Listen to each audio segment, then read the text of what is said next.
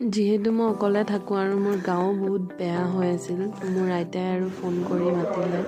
এয়া অফিচতে ব্ৰেকফাষ্ট কৰি মই ৰেডি হৈ মেলি ওলাই আহিলোঁ। এয়া মই ৰুটি পুৰি আছোঁ, এয়া আমাৰ আইতাই ৰুটি পুৰি আছে। ভিডিঅ' বনাই আছোঁ মই, এইটো আঞ্জা বনালোঁ। এয়া মই ৰুটিটো শিকি আছোঁ। এয়া আমাৰ আইতাৰ হ'ল ৰুটি বেলা। দুই পিনে ভালকৈ শিকিব লাগিব ন, তেতিয়া ফুলিব। আপোনালোকৰ ৰুটি ফুলে নে? মোৰ আকৌ কেতিয়াবাহে ফুলে।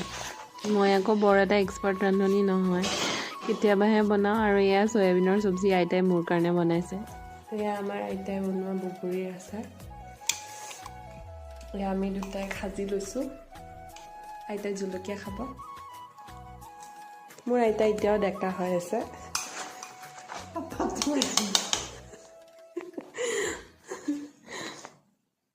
এতিয়া চিধা হৈ যাব নহ'লে হালি থকা বুঢ়ী বুলি ভাবিব।